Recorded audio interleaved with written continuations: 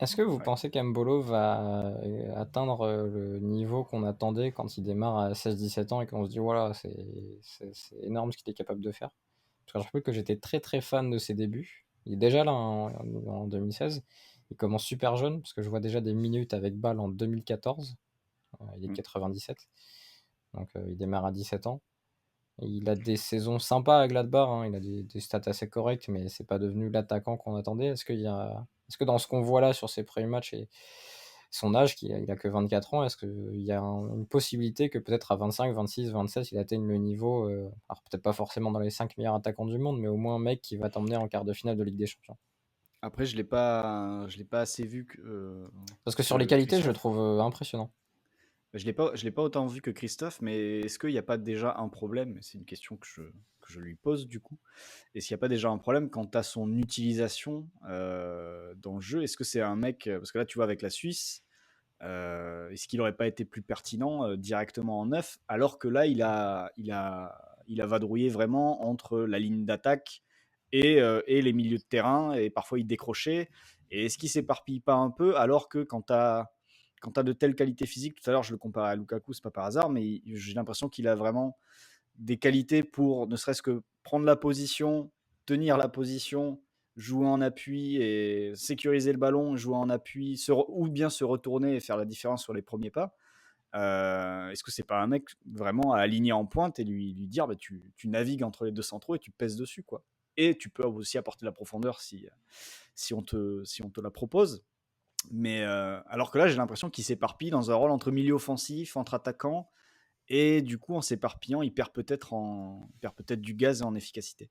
Bah, il y a une vraie question qui sera liée au changement d'entraîneur parce que du coup, tu peux imaginer que s'il fait un très bon euro, en tout cas rien que des matchs comme ça peut faire évoluer la réflexion autour de la manière dont tu articules ton attaque. Mais même en club, il alterne entre 9 et 10. Alors il peut parfois jouer un peu côté, mais en fait, il y a pas mal de joueurs qui ont, alors pas forcément le même profil, mais qui ont cette capacité à alterner. Typiquement, Marcus Thuram, tu peux le mettre Ouais. alors plutôt côté gauche, mais tu peux le mettre côté pointe.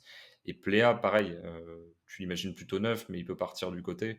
Donc du coup, ça fait des articulations. Et en plus, Stindl, qui est dans la discussion et qui a fait une fin de saison vraiment très forte. Je crois qu'il fait une ou deux fois joueur du mois en Bundesliga.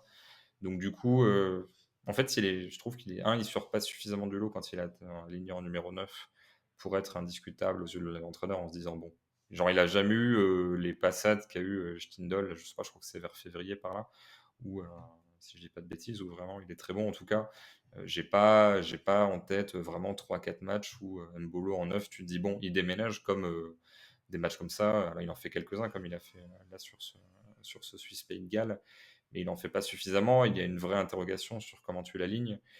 Après, il y a toujours ce truc-là où Gladbach, parfois, tu peux te demander est-ce que la polyvalence demandée sur pas mal d'éléments les dessert pas dans leur installation individuelle. Alors, c'est un petit peu. Voilà, on a déjà plus d'une heure d'émission, donc on va pas forcément partir là-dessus. Mais typiquement, je pense que Zakaria, individuellement, est trois fois meilleur que chacun, en tout cas sur le potentiel, et peut être meilleur que Freuler, et peut-être même que quasiment tout l'effectif. Tu vois, je suis même pas persuadé que Zakaria ait un moins bon potentiel que Shaqiri. Sur le niveau à l'instant T, c'est un petit peu plus incertain. Et pourtant, il est remplaçant sur ce match. Il remplace justement Shaqiri parce qu'en club, enfin, aussi parce qu'en club, il a joué à moitié latéral, numéro 6, il a joué central, il a joué relayeur, parfois il jouait même à moitié faux ailier. Et en fait, il dépannait avec un succès relativement intéressant partout, parce qu'il a aussi des vraies qualités physiques, ou même quand il comprend pas forcément la manière dont tactiquement il doit se positionner, ben, il rattrape des coups parce qu'il va très vite.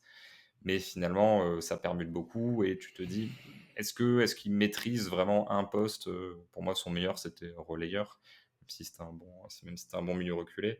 Et finalement, il n'a pas pu s'installer là-dessus. Et j'ai l'impression que parfois, pour N'Bolo, c'est ça, c'est-à-dire que bah, selon les adversaires, il sera aligné en 10, il sera aligné côté, il sera aligné en pointe. Et que du coup, il peut quand même risquer de perdre ses repères d'une semaine sur l'autre et jamais vraiment s'installer. Mais encore une fois, quelle est la construction d'effectifs que tu imagines en fonction du potentiel que tu lui donnes? Si tu estimes que Mbolo n'a pas un niveau maximal, on va dire sur l'année, qu'il pourrait atteindre, qui dépasserait nettement celui de Pléa ou celui de Thuram, tu n'as pas forcément de raison d'articuler ton équipe en fonction de lui, quoi. Donc c'est incertain, mais c'est clair que quand tu vois ça, Tu te dis, mais ce joueur-là doit être fixé à un poste proche du but parce qu'il y a des différences au-delà du but parce que, voilà, le but c'est un duel aérien où il prend la balle, où il accélère, il passe l'épaule, il résiste au duel et tu te dis ah oui, il y a la vitesse, il y a la puissance, il y a la conduite de balle et le dernier geste est tout à fait décent. Donc rien que ça, c'est une combinaison qui est finalement assez rare ou même sur un match finalement, beaucoup de joueurs ne seraient pas capables de le faire.